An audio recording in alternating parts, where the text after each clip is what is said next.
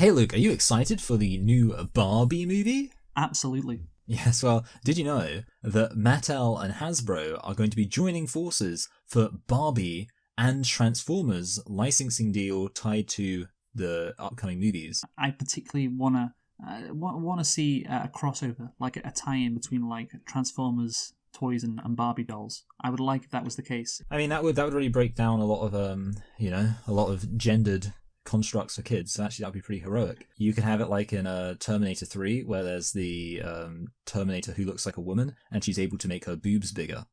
She's kind of like being a Transformer.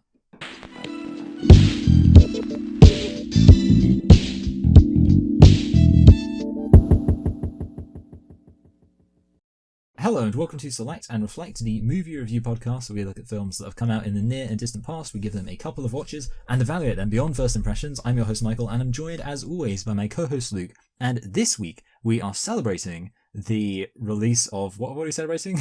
the Daredevil. There's a No. fucking No, that comes out. Is there in not a early, TV show coming out? That comes out in early 2024. Oh, okay. But what we're doing is we're celebrating the 20-year anniversary. So that's Yes. all. Yeah, okay. And So is there any other Marvel stuff? and the release of Guardians of the Galaxy, Volume 3, which is of course a Marvel movie, just like this is a Marvel movie, Yes. Daredevil. It is not in the same cinematic universe, unfortunately. I would love to see Ben Affleck, because they're doing all this multiverse shit. I hope to see Ben Affleck appear as Daredevil one day. Yes. We're just doing it, like you say, because it was 20-year anniversary, and there's a loose connection to Guardians of the Galaxy Volume 3, and we'll predict what we think that's going to get on Rotten Tomatoes at the end of the review. Of course, we haven't reviewed Guardians of the Galaxy Volume 2, but, the important thing is that we did need to finally review Daredevil. It's been hanging over us. We didn't do Volume 1. Oh, didn't we? I just kind of assumed we would have, but no, okay, that's fine. Anyway, so with that said, Luke, why don't you tell us a thing or two about Daredevil?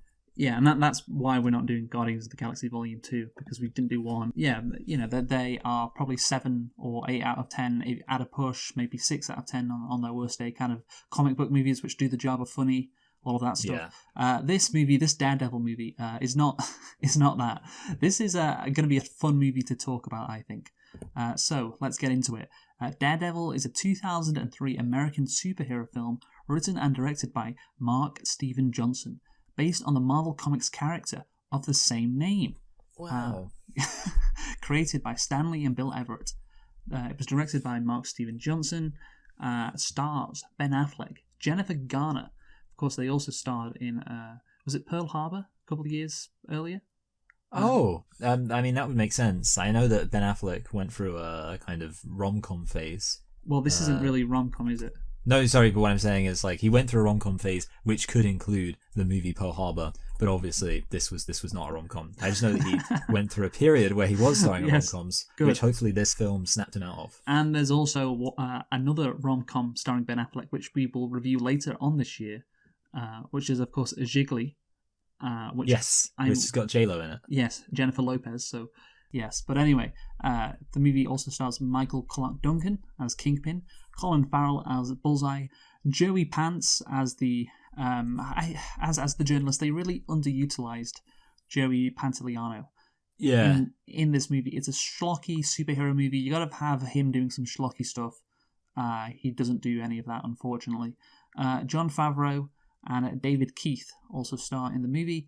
It was released on, I didn't realize this, February the 14th, 2003. Oh, wow. This is a rom-com.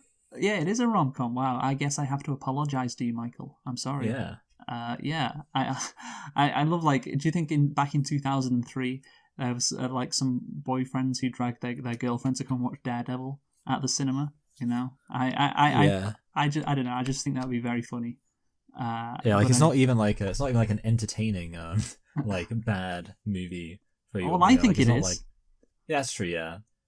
I guess, I don't know. I don't know how, like, I guess this film... I think, actually, yeah, like, little teenage boys probably would find this film good, actually. Well, that is the demographic, I guess, that they were going for. But, yeah, I imagine... Yeah, Valentine's Day is weird. On Valentine's Day, getting dragged to see this movie. If you're not into it. So, the budget was, Michael, can you guess? Yeah, I can. The budget was $60 million. You know what? I thought you were going to guess really under for this. You didn't guess that far under. It's 78 million. Okay. So I was actually thinking about going for 80 million, but it doesn't really matter what I was thinking about going for, does it? Well, that's the thing. The CGI is so bad. You're like, this couldn't have cost that much. And again, this is like $100 million plus in today's money. And it really doesn't look great, does it? Again, CGI in early 2000 superhero movies was not good, apart from the Spider-Man movies. But yeah, other movies didn't really nail it. What about the box office, Michael? How much did this make? I don't know if this would have been a bomb, even though it's not like well received. I feel like, I know that they actually did make the sequel spin-off thing with Elektra. I know that was the thing they made, so it must have made some amount of money. I think, okay, let's say it made 160 million. Oh, you know what? That's a very good guess, Michael. So you basically went double the budget. Yes. The film made 179 million. Oh, good. So yeah, you're about 20 million off. So yeah, a decent guess. A bit under for both your guesses, but close enough. Now tell me, Michael, did you like the 2003 version of Daredevil? No. Wow. I know, it's shocking. I guess, like, I'd say, to this film's credit, it is entertainingly bad. I think in the past, there have been a few films we've reviewed which were bad and not necessarily in an entertaining way. I think this is probably on the more entertaining spectrum of bad. Having said that, I think with a lot of bad movies, especially a bad movie that's 2 hours and 20 minutes long, like there are going to be a few moments where inevitably you're going to be bored, because I don't think any movie except for like The Room or whatever would be entertainingly bad for that long. Michael, I just realised you watched the director's cut. Oh yeah, you know what? This is actually interesting because I found out after the fact there were different cuts, and I was kind of like, well, I would assume whichever one I ended up watching is probably like the normal one. But did you not watch the director's cut? I watched the one which was 1 hour and 43 minutes. You're so... okay, that's really funny. Because I saw, when I was looking up the film's runtime, I saw that it was supposed to be only like... It said it was 100 and something minutes, and I was like, okay, yeah. And then I started watching it, and I was like, this is 2 hours. And I was like, okay, whatever. Who cares? It's only an extra 40 minutes of my life gone.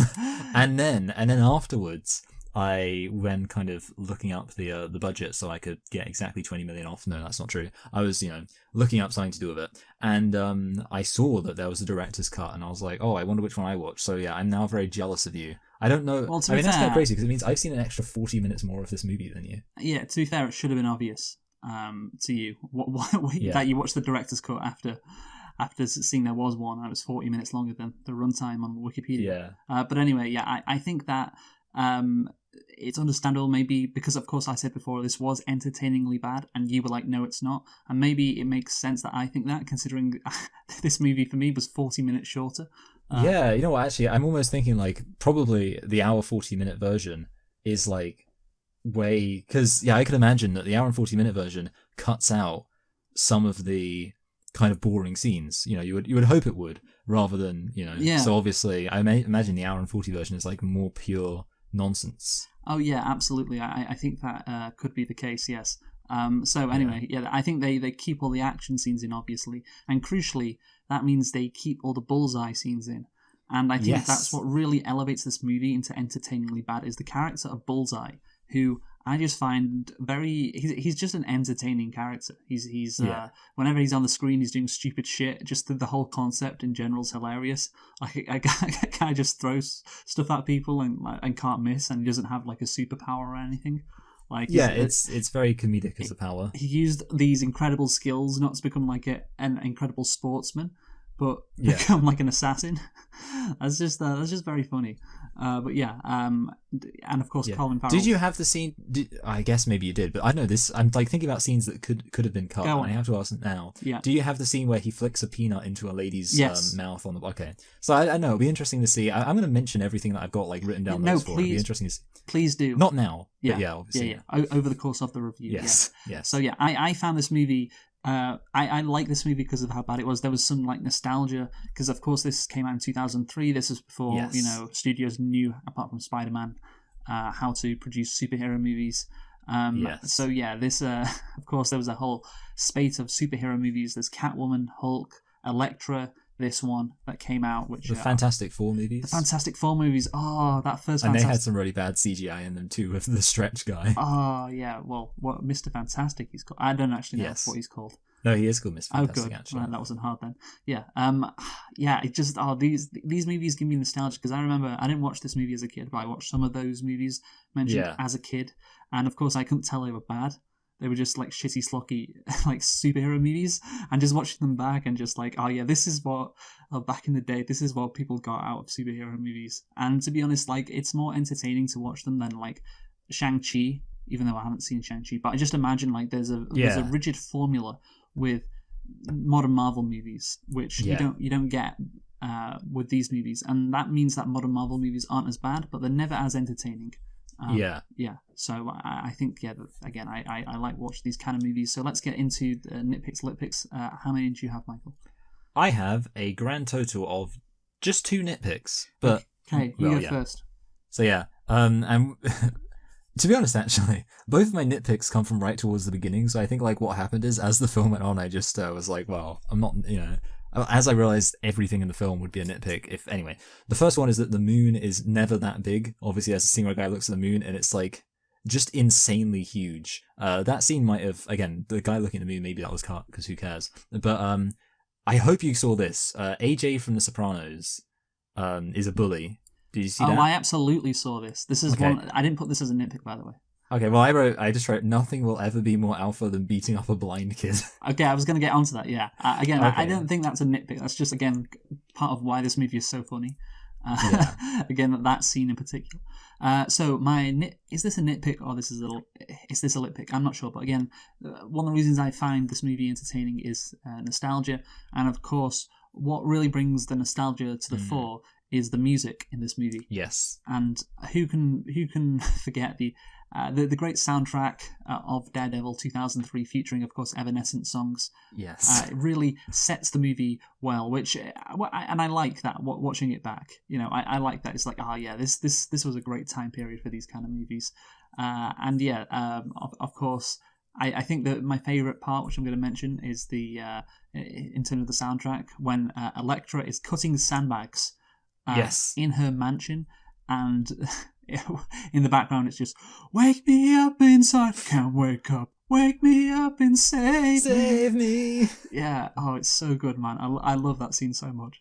I absolutely agree. I feel like it's hard to think of any genre of music that was so of its time in terms of like being so specific to such a short period of time, than that kind of like, I guess it's all kind of considered nu metal, where it's just like that kind of rocky, but also kind of rappy and kind of gothy, kind of whingy, like emo-ish. That music, I feel like it appeared in the early 2000s, and I don't know if it survived that early or that far into the 2000s. And I don't think it was around in the 90s. I feel like it was just maybe late 90s, maybe, but I think Avril Lavigne. She was big back then, and she kind of embodied that style somewhat. I feel like in a weird way, it almost like, even though it's like a different thing, I feel like it kind of started with Limp Bizkit, which basically, I know like that they're different, but kind of like that whole like punky, edgy, white, rocky thing that they did, and it was like then the emos and the goths were like, oh, we can do this too. And I think that is the case, and that's what I remember from this era of music. Like, it's a really shit era of music. Yes, and that's why it's so good that these songs are in this movie, because it's a shit movie and it matches so well, and it's like it's perfect. They're a perfect match. I do like also, independent of the style of music, some of the soundtrack it's really on the nose. Like when Colin Farrell's in that pub, and it starts. The music is like all about how he's Irish. I can't remember the lyrics, but it's like, oh, this guy's Irish. That's the and to be fair, the soundtrack ain't wrong. The guy. Bullseye is really Irish. Yeah, but you like the music overall in this movie? No, I did. I enjoyed it. And I think like I feel like they had one song in it that I actually enjoyed. It was some kind of like rappy song. So let's get into the plot of Daredevil 2003. So I got this great description from the very legal website that I use. So he dwells in a world of eternal night, but the blackness is filled with sounds and scents, tastes and textures that most cannot perceive. Although attorney Matt Murdock is blind, his other 4 senses function with superhuman sharpness. By day, Murdoch represents the downtrodden. At night, he is Daredevil, a masked vigilante stalking the dark streets of the city, a relentless avenger of justice. Well, he's not quite an avenger, is he? No. Even in the modern MCU, he's not. We'll see what happens with the new TV series, but yeah. Again, it's a classic early 2000s shitty, schlocky superhero movie. It takes me back to these were the good old days. And yeah, I think in terms of the plot, yeah, it's just Daredevil going around doing Daredevil shit. And there's not really a plot. He just has to, like, there's some bad guy. He wants to kill Elektra's father, but this is Bullseye, and he's ordered to do it by Kingpin. And Bullseye succeeds in killing this guy. And then, yeah, Daredevil's got to kill everyone, basically, or bring them to justice. And right at the last minute, he has a change in belief in terms of what justice means to him. Justice goes from murdering people to bringing them in and getting them arrested right at the last minute. But yeah, just there's a bunch of bad people doing bad shit, and he has to, just stop them doing bad shit, basically. Yeah, I mean, I liked. It was kind of crazy actually that he does just murder people early on. I don't know. I always thought I thought he was a lamer superhero, to be honest. I thought he was one of those superheroes who, a bit more like Batman. But no, he's just down to murder people. But yeah, it is interesting. I mean, like you say, the whole point about the plot is very thin. Yes. It is really strange because it's just there's just a guy. He doesn't have it's almost like the villain is almost kind of static. He doesn't have any kind of big plans. It's not like, in the Batman films or even, the Spider-Man films where it's the villain has this evil plan that he's going to do, Dr. Octopus wants to try and use cold fusion to blow up the city, and Scarecrow wants to, have fear gas everywhere. This guy, Kingpin, just wants to keep doing what he's been doing the whole time. He's not got some big evil plan. It's just nope, he's just being an evil guy, just a criminal like he's always been. Yeah, exactly, and that's where the lack of plot comes in. The villain, so the antagonist in these movies, they're doing something which, and it's kind of like in the first Spider-Man movie with the Green Goblin. It's he's just doing evil stuff for the last half of the movie. He's not really got a plan in mind. He's trying to turn Spider-Man evil, but he's not really that much of a threat to the city. And Kingpin, of course, he's a threat to the city because he's this crime lord, but he's not doing anything especially evil. But anyways, let's get into this movie. So we start with a flashback to his childhood, which is a long flashback. Yeah, as a child, young Matt Murdock is accidentally blinded by toxic chemicals shortly after witnessing his father, a washed-up prizefighter Jack the Devil Murdock, extorting money for local mobster Fallon. I like how the movie does the Spider-Man thing of showing how the inside of his body changes. How Spider-Man showed Peter's DNA change after he got bitten. The early 2000s superhero movies were definitely the audience won't get how they got their superpowers unless we make it very, very clear. We have to unless we visualize it. Yeah, we have to absolutely spell it out, or they just won't get it. Again, it's that again the nostalgia for when movie executives were worried audiences wouldn't understand superhero movies. Yeah, whereas now it's hey, we can include this multi-dimensional, universe villain, and it's just people will work it out. People will be willing to watch the 10,000 hours of mini-series on Disney Plus to work it out. I like that. So despite losing his sight, Matt's remaining senses are dramatically enhanced, giving him superhuman agility and sonar-like hearing. Okay, so this doesn't really make sense. I'm not sure what the comic books say, but how does sonar hearing give you superhuman agility? I don't think it can. So therefore, his sense of touch has to be enhanced as a sense, I guess. Yes. And that gives him superhuman agility, but that agility doesn't come from incredible touch, whatever that means. I'm not sure. Yeah, it comes from strength. Yeah, it comes from coordination, and that is muscular. If you have a lot of muscles, then you're more likely to be coordinated. Yeah, I think there's a sense in which there's a slight sense in which it makes sense in that obviously insofar as I imagine somebody would be more coordinated if, let's say, time was slowed down for them, which is obviously a mental thing. Then they'd probably be but so you can imagine it. Well, I guess it's not, but maybe I guess he could be oh, my mind works faster, which he never says. That's the thing. The more logical thing would be that he's more agile because his mind is like working faster, so he can like think and like maneuver his weight quicker because he can work stuff out. Yes. What they actually say is that he's got a better sense of touch, which just doesn't make any sense at all. What does that mean? A better sense of touch? Like how can you improve your touch? Like just like he's like climbing a ladder or something, and it's like, oh wow, this is super easy for me to climb this ladder because I can feel the rungs more. Like, how does that make sense? Yeah, I know. It's like, oh yeah, I can feel the textures better of like objects. It's like that doesn't mean you can become like a world class like martial arts guy. That doesn't make sense. But anyway, and this is what you referenced earlier in your nitpick. I love how AJ Soprano tries to beat up Matt Murdock again. He beats him up when he's blind. Sorry, when he isn't blind. Okay, whatever, just standard bully stuff. But then when he is blind, it's just great, man. And the scene is so funny. Like Matt Murdock's just slapping AJ Soprano in the face with his walking stick. And then the fat black kid just charges at him and runs into this like metal like door. It's so good, man. It's such a stupid, funny scene.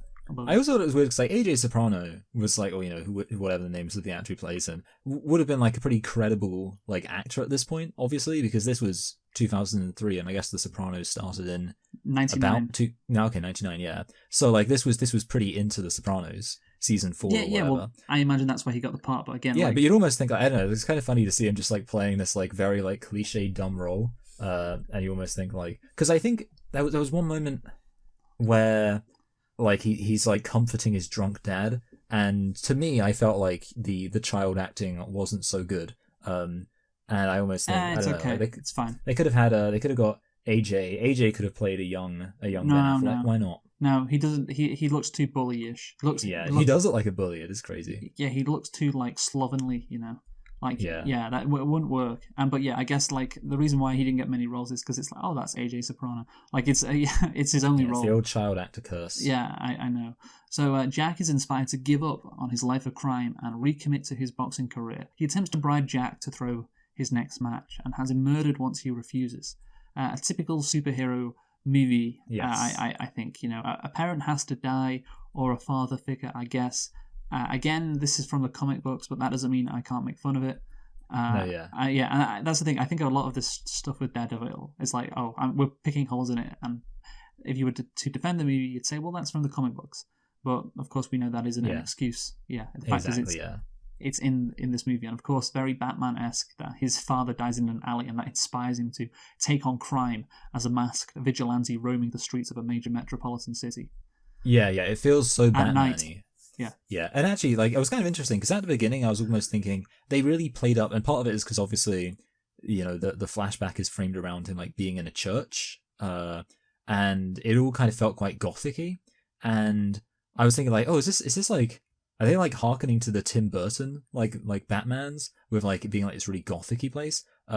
Which I don't think they were trying to do so much, but there were just like a few moments where it seemed like they were trying to make the city look kind of almost stylistically like miserable and dark. And I definitely think like the way that his dad dying made me really hammer home that feeling of like, oh, this is just Gotham City. It's just all, just parents dying all over the place. Everything's all grossy and gross. I do think they tried to evoke that because this is meant to be like a darker kind of movie. But of course, the Christopher Nolan Batman movies hadn't come out yet. And the last Batman movie was Batman and Robin, which was not really that dark, was it, if we remember back to that. So Holy rusted metal Batman. Yeah. Great. So finally we get back to so this movie can't be accused of copying that Batman, I think, too much anyway. So finally we go back to the present day after a long flashback, and it was probably longer in your cut as well. Yeah, I was gonna say, like, I was thinking this is probably like one of the areas where they added stuff on. I think like probably my guess would be there were more scenes of the dad just moping around. Because I think there were like a surprising number of scenes of the dad just like moping around, being like, "Man, I'm drunk, I'm washed up, blah blah blah blah." Yeah, there was only one really where he helps his dad into bed. That was the only one. But before he sees his dad trying to mug somebody. But anyway, so this guy Matt Murdock in the present day, he's a lawyer, and of course he makes the point about justice being blind. Just like him, he's just. Have you ever seen the Family Guy thing? It's like blind justice. He lost his sight, but not his vision, and then he just runs directly into a wall. Okay. It's like a very good clip. So he's defending this rape victim who was accused, the most sleazy man imaginable, of raping her. And this guy, in the creepiest way ever, is just like, oh yeah, she loved every minute of it. Like, it's just so funny. so good, so funny. Again, and we'll get onto that, what happens to this guy in a bit. But obviously he's found innocent somehow. But let's talk about Daredevil being a lawyer. I think it's interesting having this dual life as a lawyer and this, vigilante. If you can't get him in the courtroom, you get him afterwards as Daredevil, but it does prove you maybe not a good lawyer if you keep having to do this. That's a good point. Yeah, basically he's just compensating for his inabilities as a lawyer. That he's like, I had to become Daredevil because every single time that I fail to get a guilty person convicted, I need to make sure that I kill them afterwards. It's like, well, at least you're good at something. Yeah, and it is, to be serious, it's kind of the ultimate in vigilantism, Yes, because the court system or the justice system has worked its way through and found this person innocent.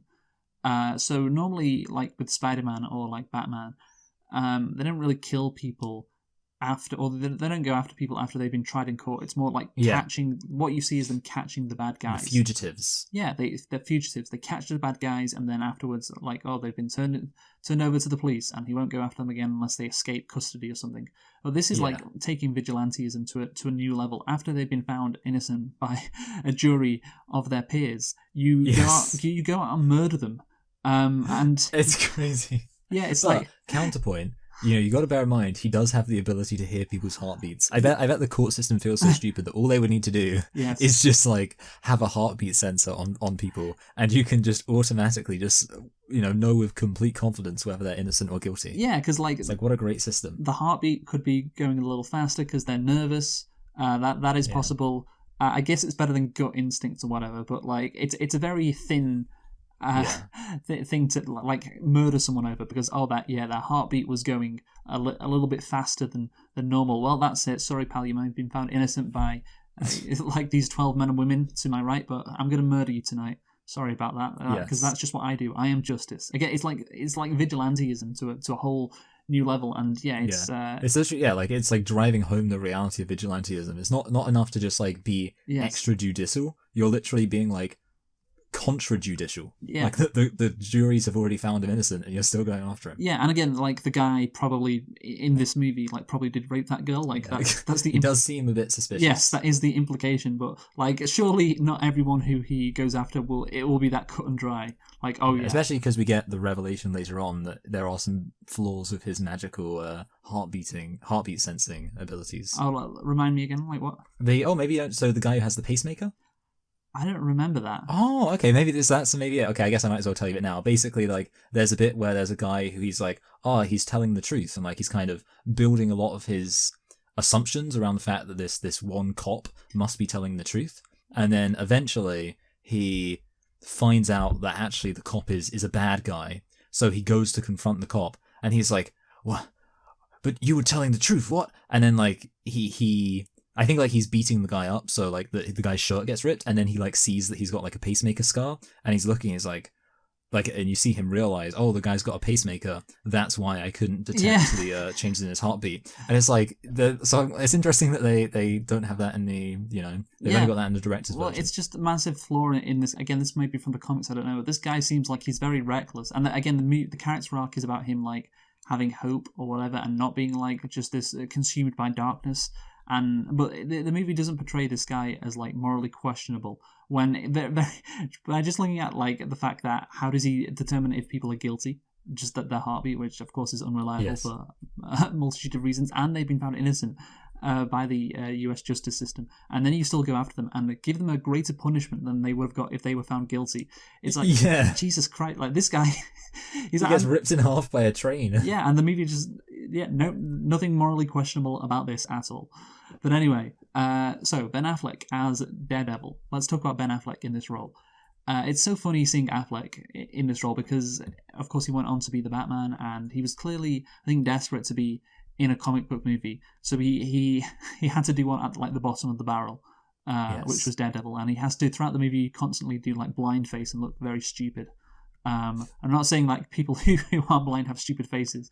Of course, I know Ben Affleck isn't blind. So so it's funny to see someone pretend. I mean, it's like seeing somebody pretend to be mentally challenged. It's not that people who are mentally challenged are inherently funny, but it's just like seeing somebody do it as an acting performance is often quite ridiculous. What's funny is imagining Ben Affleck like practice in his mirror in his trailer, like doing his blind face, like just trying to look. I gotta become the blind guy. Just staring vacantly at himself. Yeah, like cross-eyed, just looking very stupid. Just the role in general. It's kind of like Ryan Reynolds playing the Green Lantern. Because Ryan Reynolds, who really wanted to be in a superhero movie, so he took like the Green Lantern, and it was a failure. Same thing for Ben Affleck here. Of course, it worked out for both of them because Reynolds got his standalone Deadpool movie that allowed him to go on to buy Wrexham. And Ben Affleck managed to become the Batman, although he did not get a standalone Batman movie, and the movies he was in, they weren't critically acclaimed. Yeah. People generally thought he was like a good Batman, that's but a good point. Not in good movies. Yeah. And maybe he took this Daredevil role because of some Catholic bullshit. I don't know, like the fact that because he is from Boston. He's from Boston. He's probably Catholic, so Daredevil's Catholic, and that is important to his character somehow. Because he just confesses that he's killed people to his priest. Yes. And he Which just saves him. Yeah. Again, there's going to be some like deeper theme going on here, but I don't know if that's the case. Yeah. Does it save him, the fact that he confesses his murders? Yeah, I'm not sure, to be honest. Yeah, like I agree. There definitely is like this religious thing going on. I mean, obviously it's kind of funny because obviously then he stars in Batman v Superman, which also has a load of religious themes to it, where you're kind of like, okay, but like what's the actual point? You know, I know, like, because I'm sure there was like all that Jesus imagery in Batman v Superman. So I don't know. Well, maybe it's just the thing they like. It was in Man of Steel, actually. Okay. Yeah, Zack Snyder, just the best director ever. Like, Superman goes to church and it's like, what should I do? Should I save these people? They might hate me. And there's like a picture of Jesus Christ in the background as he's saying that line. And the priest is like, you got to do what you got to do. And he's like, okay, I will. And it's like, he's hero Jesus. That's it. Yeah. So Zack Snyder, maybe he learned a few things from this movie about heavy-handed religious symbolism. I'm not sure. Yes. But so let's get into Daredevil's powers now, Michael. So somehow Daredevil can dodge bullets, which doesn't make any sense because, again, as we've established, time does not slow down for him. So what sense allows him to dodge bullets? Because he should just be as capable of dodging bullets as anyone else. Sure, you can hear when a gun is about to fire. Yeah, you can also, and sound moves slower than. In fact, actually, aren't most bullets supersonic? So they literally, like, he wouldn't. By the time he's heard the bullet, it would have already hit him. Yeah, exactly. Like, bullets go really fast, so unless you can slow down time, it doesn't matter that someone's like, you can hear the sound of a gun like cocking or whatever, because it's so fast. Like, unless he can slow down time, or he can go faster than the speed of sound. It doesn't. I don't think he's going to be able to dodge these bullets. So again, that's something stupid there. Also, like, don't worry, I have a heightened ability to touch the bullets. It means I can. Yes, yeah. Also, when he talks to Jennifer Garner in the coffee shop, we're getting into this now. This scene, of course, like he kills that guy, the rapist. Oh, sorry, the innocent man who was accused of raping. The U.S. justice system said he was innocent. He kills him by making a train cut him in half. So after that, he talks to Jennifer Garner in this coffee shop, and he can tell when she's outside, and he can tell also that she's an attractive woman as well because of her smell. Yes, it's very, very creepy. I don't think any woman wants to be considered attractive because of her smell. Right, let's not talk about the creepiness. Let's just talk about. That seems ridiculous. Like, how can his powers tell that? Like, okay, he can tell it's a woman because she's wearing perfume or something, but he can tell that she's attractive somehow. And pheromones. What did the pheromones do? What they do is because she's attractive, she's more confident, which gives her confident pheromones. Okay, I see. And how can he smell her when when she's outside of the? Yes. Maybe it's actually the more attractive that you are, the more smelly you are. I don't know. What would be the logic there. Yeah, I'm not sure. Also, she isn't weirded out. Okay, so obviously, he fakes that he's blind. Well, he is blind technically. So yeah, he fakes the extent to which that has an actual handicap in his life. So it's whatever. You could say, oh, maybe that's a bit romantic, or you could say, well, that's a bit weird, whatever. It's a fine line. We have to remember that Ben Affleck is an attractive human being, so that kind of makes it okay, I think. That is how it works. Yes, but again, so she leaves the coffee shop. She clearly doesn't want to talk to him. But no, he definitely doesn't want to talk to her. He follows her anyway, and we're going to talk about the creepiness in a sec. But the thing is, right, she's hiding behind this gate, and he walks past her, and then turns around to confront her. Yes. How are you not weirded out that this blind guy has turned around and realizes that you're hiding behind this gate? Maybe she was just distracted by how generally threatening he seemed. So maybe she was just hey, that guy doesn't seem blind. Wait a minute. Why is he following me? Yeah. It's a good strategy. Yeah, I don't know how she knows he was going to follow him. He was going to follow her anyway. But yeah, I don't know how she's not accusing him of faking his blindness. And then, of course, he harasses her, which, again, as we just said, that's fine, right? Because Ben Affleck, because he's attractive. Ben Affleck is an attractive human being, and he's blind as well, I guess. So how threatening can he actually be? We get this hilarious fight scene between Jennifer Garner and Ben Affleck. This is when the movie descends into schlock. This is really, I think, the first time we really get into it, and it's so funny to watch. So they both take off their jackets at the same time, and Ben Affleck does this Matrix pose. As well, and it's very the camera work it feels like Matrix inspired, which is just great for this fight scene. And then they start doing martial arts shit in the middle of a playground in the daytime. And again, I just keep on thinking if you're Jennifer Garner in the situation, the character, you're fighting a blind guy doing martial arts. How have you not called him out on being blind? She at one stage says wait, didn't you say you were blind? And he says, what's your name or whatever, because he wants her name. And she just brushes it off. I don't know, if I was in that situation, I'd be look, you somehow knew where I was when I was standing still behind a gate, and now you're fighting me. You're obviously not blind. Yeah, she's not got any. She's not got an ableist bone in her body. She interacts. She's got this blind guy. He knows where she is. He's fighting her really effectively. Yeah. And she's just oh yeah, it just seems I'm sure it's 2020. I was going to say it's 2023. It's not yet. It's 2003. Who's to say what blind people can and can't do?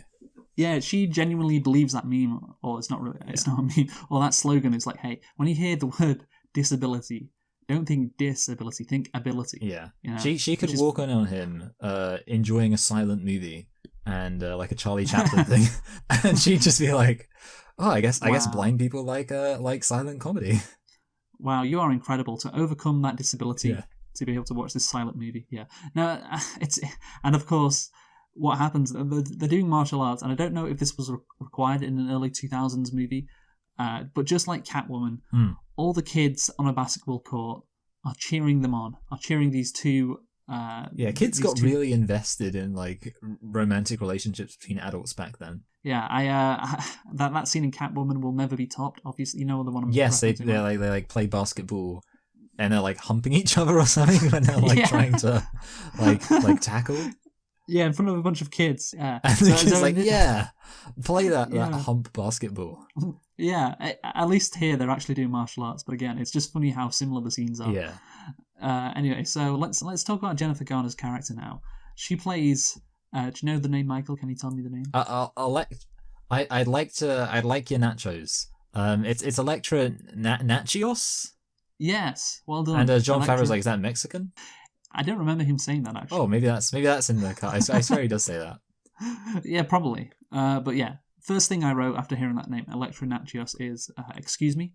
No, it's a dumb name. Yeah. And she is the daughter of billionaire Nicholas Nachios. At a young age, she witnessed the murder of her mother, and her father had her become highly trained in martial arts. Because, of course, that's what happens when one of your parents dies. Circle of life. The other parents makes you become highly trained in martial arts. And, of course, her mother had to die because it's a superhero movie. But, yeah, and what a coincidence that this girl is also the girl that Matt Murdock likes, and they bump into each other at a coffee shop. Because she plays a pivotal role in the plot, because she's the daughter of again Nicholas Nachios, who is the guy that Kingpin frames, and that of course leads to the downfall of Kingpin. So thank God she walked into the coffee shop at that time, eh? Yeah, that is that is insane. That I was aware of that as well, and it's the most incomprehensible just coincidence that there are so many levels of connection going on, and she literally does just completely randomly walk into the coffee shop. I think maybe what it was is Ben Affleck was walking along and he just like started sniffing. Oh, I recognize that smell. That's the distinct smell of somebody who I have a incredible plot connection to. That's the smell of Greek yogurt. That's the smell of Greek yogurt. So this girl must be the daughter of Nicholas Natsios, that Greek billionaire. Yes. That must be the case. So yeah, but so why everything kicks off with the plot midway through the movie is that Nicholas Natsios attempts to end his relationship with Wilson Fisk, the crime lord kingpin. So Fisk hires Bullseye, a hitman with preternatural aim, to kill him.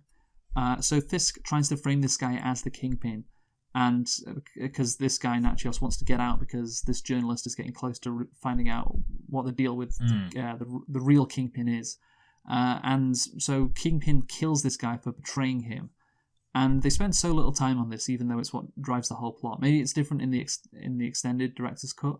But for me, it's like they have like a 30-second scene in the boardroom where Nicholas Natsios tells Fisk about the fact that he's pulling out, or he wants to pull out of their relationship.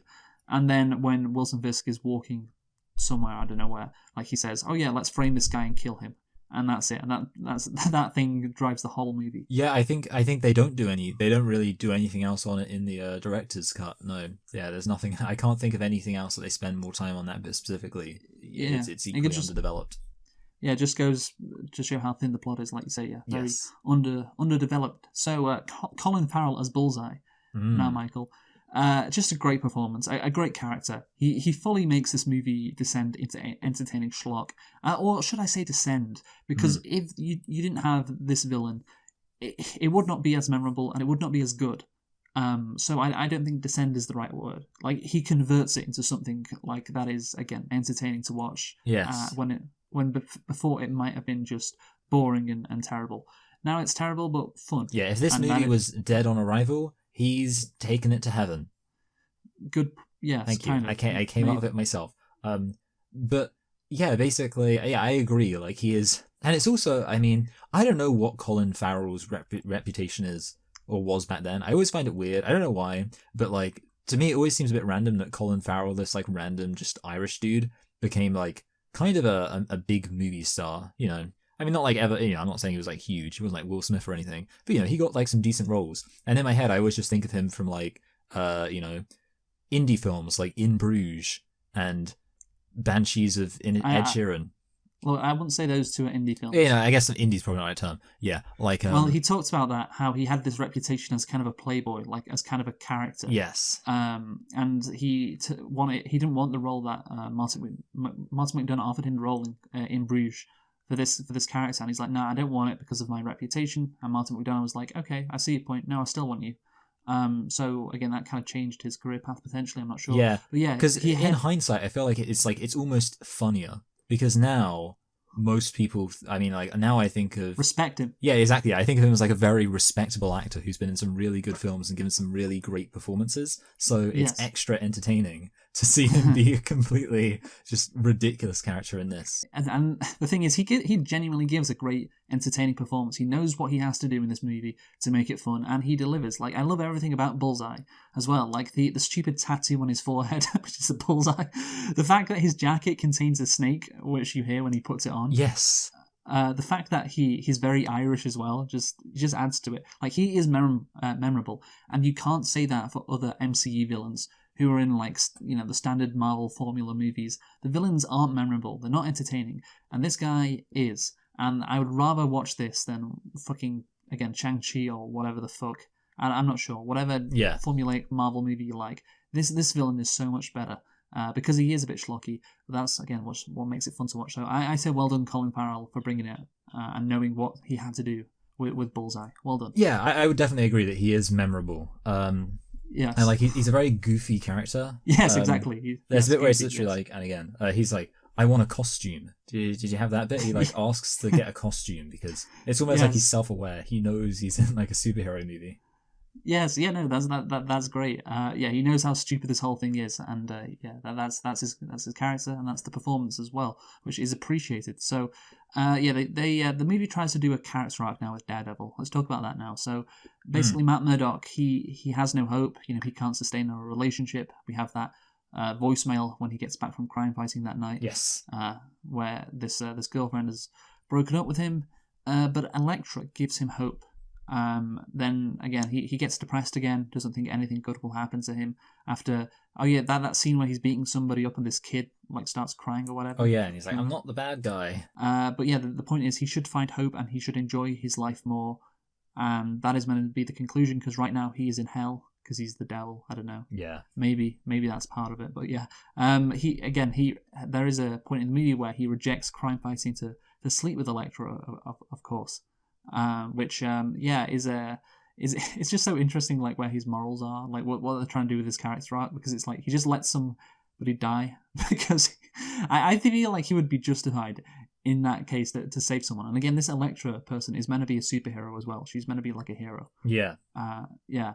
I find it funny what they do with his character, especially at the end when he decides to save Wilson Fisk for some reason. But yeah, they're trying to do that with his character, and we'll get on to the conclusion with his character arc at the end of the movie. But Daredevil unsuccessfully attempts to save Nachios from assassination. Bullseye manages to frame Daredevil for his murder by stealing his opponent's distinctive baton and impaling Nachios with it. Afterwards, Ulrich deduces Matt is Daredevil after realizing that he disguises his baton as a white cane. Yes. Again, this scene, man, Bullseye makes these action scenes so good, even though the CGI is very shit. Yes. The fact that he's like he gets so angry after he misses, like, you never miss, and then you never miss. And then once he kills fucking Nachios with Daredevil's cane, he goes, Bullseye, yeah? Then points to his forehead. Yes. It's like, we get it, man. Yes. That's what makes it so good. No, yeah, he knows what he's doing, and you got to respect that. Yeah. I agree. Like, I think that his little one-liners are very dumb, and it's just like, I don't know, yeah, it's fun to see when you have like a character playing a villain, and it's clear they're just enjoying it so much. Yeah, no, I agree. And you've got like early 2000s rock music in the background. Yes. Again, another thumbs up for the soundtrack there, making that entertaining. So, believing Daredevil to be responsible for her father's murder, Elektra attempts to take revenge by killing him. Meanwhile, Fisk assigns Bullseye to kill Elektra. The latter tracks Daredevil down and challenges him to a fight before incapacitating him by stabbing him through the shoulder. Daredevil protests. He's a really shit superhero, Daredevil, honestly. Yeah. Daredevil protests that he didn't kill Elektra's father, but Elektra does not believe him until she forcibly unmasks him and realizes that he's Matt. Moments later, when Bullseye tracks Elektra down, Matt is forced to watch helplessly as Bullseye kills her. So yeah, that's the thing, like, the plot is again really thin, so you have to pad the runtime, you have to have like a bunch of contrived bullshit. You know, there's like, mistaken identity, Elektra thinks that Daredevil killed her father when he didn't, and that keeps the plot going because there's conflict. And that's the thing, there really isn't a plot. It's just like, after Nachios dies, it's just like, okay, is Daredevil going to manage to kill Bullseye and Fisk, who are responsible for this? There aren't really any stakes that you're that invested in. It's just a bunch of people who, you don't really like, I don't really care about any of these people because none of them seem, like, they don't even really seem that human. Like, that's the problem with, like, Daredevil, like, the way he's kind of... Are you saying people who are blind aren't human? No. I'm saying, like, he's, like, so obsessed with his being a superhero that you're kind of just like, I don't really care about him.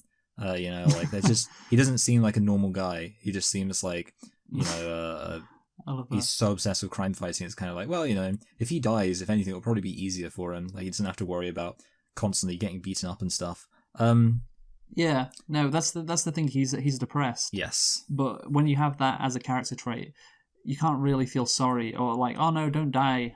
Like Daredevil, don't die. It would be like if in Manchester by the Sea there was like a random action scene where you had to be like invested in Casey Affleck, not dying. Yeah. You'd be like, well, it's not so bad for him. The brother of Ben Affleck, of course. Oh yeah, that's a good point. Yeah, so again, I just wanted to mention this before with the lip pick section with the music. We get this great scene with Elektra cutting sandbags with "Wake me up, can't wake up inside, wake me up" playing in the background. So schlocky, so 2003, just so good. Just inject that scene. Thank God to whoever thought of that scene. By the way, speaking of good scenes, really good scenes? Did your scene? No, this is actually something. It's the one moment, or it's the moment that I most unironically liked, and I'm wondering if it was in your version. Do you have the scene where like Ben Affleck is talking about how if it rains, he can see people's faces? Oh, yeah. To Elektra while they're standing on his roof. Yeah, I thought that scene was like that scene in isolation in a good movie. I'd be like, yeah, that's a good scene. 'Cause he's kind of like he's like predicting it's raining and it's kind of romantic. Like, remember that? I don't know. I can't even remember what that's true. Rom-com is, but the rom-com where someone's like, "Is it raining? I hadn't noticed." So there's something very romantic about standing in the rain. So yeah, I thought that was a good scene. So there we go, just to break the laughing. Because everything else thematically, everything else is washed away, and it's just you two. I guess would be why the rain is helpful in those romantic scenes. But the thing is, again, what really bothers me about that scene is it ends with Ben Affleck being like, "Oh yeah, no, I could go and save that person who is being mugged and possibly murdered, but I'm not going to do that because Jennifer Garner has convinced me that I need to have sex with her because that'll be nice for me." Yeah. And it's like, you could just like save him and come back. Like you could stop a murder. Okay, you know what, Luke? Here's the interesting thing, because I was trying to work out what scene you were talking about, and I'm now convinced this is different in the director's cut. In the director's cut, he leaves. He goes away. He says, "Sorry, I have to leave," and he runs away and leaves her in the rain. So in your version, and does he save the guy? Yeah, he goes to save the guy. Oh my God! Wow. So that's like really, because I was like, when you were talking about that, I was kind of like, well, I just, I'll make sure that actually happens, because that is a massive change in his character in the movie in general. I'll go back and see, but yeah, tell me what happens. Yeah, and actually, I just realized I've got the thing up, so I could almost quite quickly. Okay, so wait, there's them. There's the dad's dead, and then he goes to save the guy. Okay, so yeah, that does not happen in the normal cut. So Ben Affleck is. I'm watching right now. He's like, "Hey, I have to go," and she says, "Hey, come back here," and holds his hand. And he doesn't go, and he just stares at her. Wow! And this is really interesting. And she says, "Stay," and he's looking at her, and she says, "Stay with me." And Ben Affleck looks back at her, and he's not going. And then he grasps her hand, and then it cuts to them in his. I believe we are cutting right now to them in the bedroom. Yeah. And yeah, he's making love to her, making sweet, tender, yet carnal love to her. Sweet, tender love. Yes, with. So I just she's like touching his scar, and she had a very confused look on her face, like what the fuck, man? What is this? So yeah, that's interesting. Yeah, that is interesting, because I thought obviously the director's cut was just going to be extra stuff, but no, they switched it up. Yeah, so I prefer that makes more sense, because again his priorities they seem like kind of all out of whack in this cut. Yeah, it's like, okay, not saving someone to to get with Jennifer Garner, to go from that extreme when before you'd be like, no, I have to save everyone. It's just like, whoa, that's a massive twist, which isn't really a character arc. That's just like, you're not writing your character properly. I feel like, so yeah, okay, that it makes more sense in your version. My version, I think, is funny. Yeah, that is interesting. And it's fun that we watch two different versions of the movie. This is like a first for us.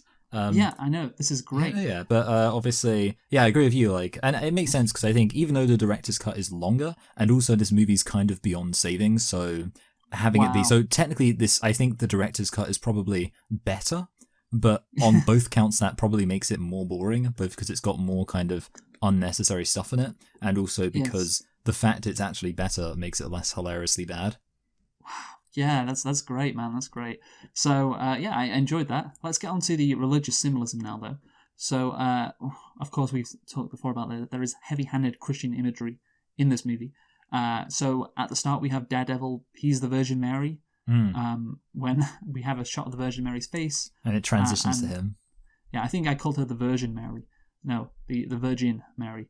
And yeah, we cut then to Daredevil and his stupid blind face. Again, just because we know Ben Affleck's not blind, let me clarify. Yes, it's only a stupid blind face when non-blind people do it. Yes, exactly. So Matt takes refuge in a church, and of course we have some symbolism there because the church is important to him after the fight with Bullseye, this is. Yes. Or after Elektra gets killed by Bullseye. But he is ambushed by Bullseye, who exploits his weakness to loud sound because of the bells. What is there some symbolism going on there with the bells? Who the bells toll for? I'm not sure. Oh, that would be good, yeah. But also, I have to say, like, this is one of those things. It's not like Kryptonite where it's hard to get hold of. Basically, once this news gets out that he can be so soundly incapacitated by just having by just having like loud sound. Once that news gets out, he's basically screwed. Yeah, I'm just looking at whom the bell tolls for thing, and I don't know if it can be applied to this movie, but God, maybe they... Doesn't for whom the bell tolls just mean like the person who's going to die? Yeah. Yeah. Also, isn't there a Metallica song called For Whom the Bell Tolls? And I feel like Metallica, they could fit in with this soundtrack. Well, yeah, he is already dead though, if you think about it, metaphorically, Daredevil, because he's got no hope in his life. That's true, yeah. I'm not sure. Anyway, so Matt then gains the upper hand and throws Bullseye from the bell tower after an NYPD sniper shoots him through both hands. Yes. And Bullseye now looks like Jesus. Yes. On the cross, which I don't get. Like, what is the connection there? That makes no sense, yeah. Did Bullseye die for our sins? Yeah, well, he does also, he kind of has a cross on his forehead, right? Which is a bit like the cross they do on Ash Wednesday. The Catholic so is Bullseye Jesus? Yeah, I guess so. Is that what this... And Daredevil is... Well, he dies so that Daredevil can basically atone for the sin of letting his dad die because he could have helped him. Bullseye is murdered, though. Yeah, that's true. Jesus gave himself up, I believe. Yeah, that's the crucial part to that story. On the subject of the fight between him and Bullseye, first of all, I want to say this is when, like, this was the moment where the CGI got ridiculous. I don't know if, like, the bit when they're hanging from the pipes of the organ. Oh yeah. And literally, it looks like an animated movie. Like the CGI is this really Incredibles? Yeah. And the other bit is, and this is ridiculous, I probably could have had this as a nitpick, but I just thought it was so stupid, when like Bullseye, who is, his whole thing is he's good at like hitting people, he like sends the shards of glass at Daredevil, and I don't know if the action scenes were cut down, I'd assume not, and Daredevil dodges them by like backflipping, and he backflips like about 20 times, and it's like, Bullseye, if he's supposed to be... Them. Yeah, just aim them in a way that's not predictable, and you would hit... Like, he has to be aiming them in a way that's just completely predictable if Daredevil was able to avoid it by just backflipping. Well, yeah, that's the thing. If he's backflipping, then just aim them, like, in the centre. Yes. Like, just keep them in the centre and aim them at different levels, which he can do, because he's god at this shit. So there you go. Then eventually one will hit him, and don't aim them to the side or whatever. But yeah, anyway, let's get on to the end of this movie, Michael. So, Matt ambushes Fisk in his office. Oh yeah, like Bullseye just tells him like Fisk is Kingpin. So again, didn't need to work it out. Yeah, I was thinking that. Very convenient. Yeah, he's not a detective in these movies. It's not like Batman, but again, it's just very unsatisfying. It's like just gets told that Fisk is Kingpin. So in the ensuing fight, once Fisk and Daredevil start fighting, he is nearly overcome by Fisk's brute strength as Daredevil, but he ultimately wins. In the course of their confrontation, Fisk answers Matt's question as to when he killed Jack on Fallon's orders. So Daredevil now realizes that Elektra, her death, was basically, obviously Bullseye killed her, but Kingpin was responsible. Yeah. And Kingpin actually killed his father. Like, Elektra has been a source of hope for him throughout the movie, and the fact that she is dead should anger him immensely, or supposedly dead. And of course, a lot of his pain stems from the fact that he lost his father at an early age, and this guy was the man responsible. So given what we've seen from this character throughout the movie, he should kill him right away. He should kill Kingpin so quickly, but he saves him. And again, you could say there's some religious bullshit going on, I'm not sure, like atoning for his sins or whatever, but let's cut the crap. Like, if you had to kill anyone, it's this guy. Yeah. It just feels like a totally unearned character growth. Like right now, if you think about it, with Elektra's supposed death, that was a source of hope for him. You know, Elektra. That really dragged him up from the depths, from his own personal hell. This Elektra character, and now she's dead. Like, he should be feeling like even more like nihilistic. He should be feeling even more like depressed. Like this bit of levity in his life has now been crushed, like everything. and he should just absolutely just kill Fisk without remorse. And it's just unearned character growth, and it doesn't make sense considering what you have said about this character up until this point. He should not be sparing Kingpin at all.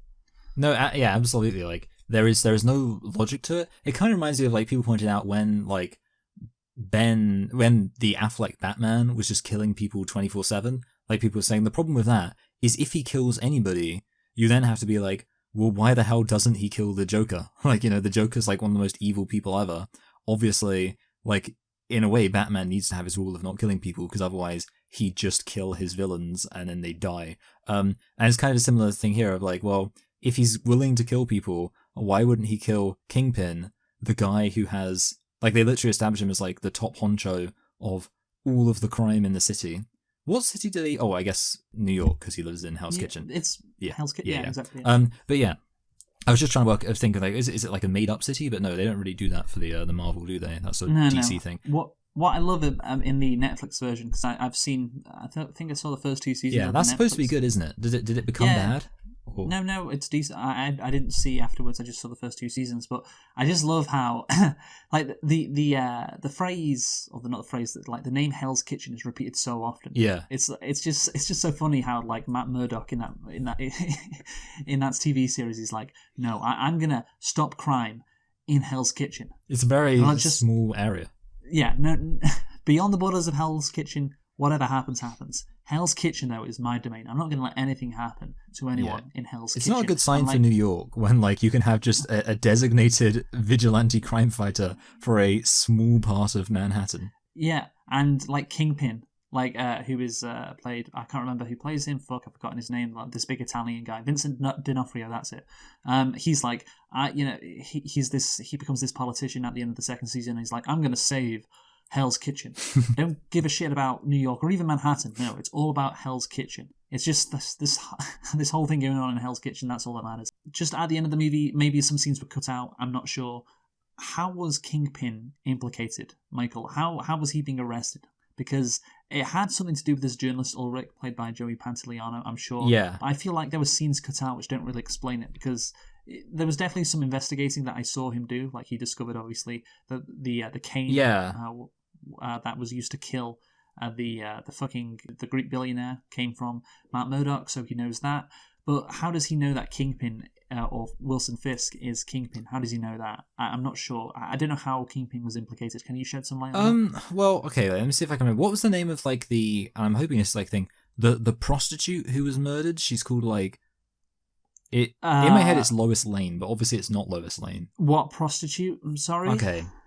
There's like this woman who was murdered. I'm gonna have to try and remember her name because maybe. No, just say I don't care.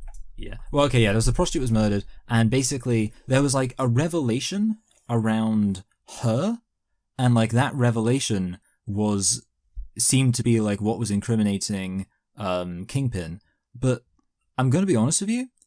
While that's like there's like an extra detail to it, it's still not clear what like the smoking gun is. Like there's more time dedicated to it, and there are like more like there's like documents and like kind of individuals who like kind of, you know, like the web of conspiracy is expanded upon a bit, but it's kind of almost seems like it's like off screen where it's just like Ulrich is just like, oh, you know, I know all of these people, and this person who, you know, you thought was murdered actually wasn't, and was like working with King and blah blah blah. But like there wasn't like that's not in the theatrical cut. Yeah, okay, that's not all of that. So I was wondering, okay, so maybe you're saying it doesn't really fully explain it either, but at least it's close. And I imagine, and that scene with you described Daredevil with the cop before.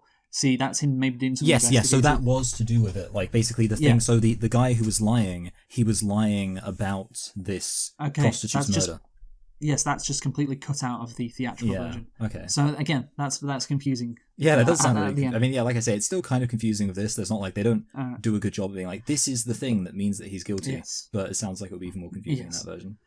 So, sometime after Elektra's death, Matt visits the spot where the two of them first kissed and unexpectedly finds Elektra's necklace that has her name engraved upon it in Braille, hinting that Elektra might still be alive, setting up the epic 2005 superhero movie Elektra, which maybe we'll review. That's some editorializing from Wikipedia there.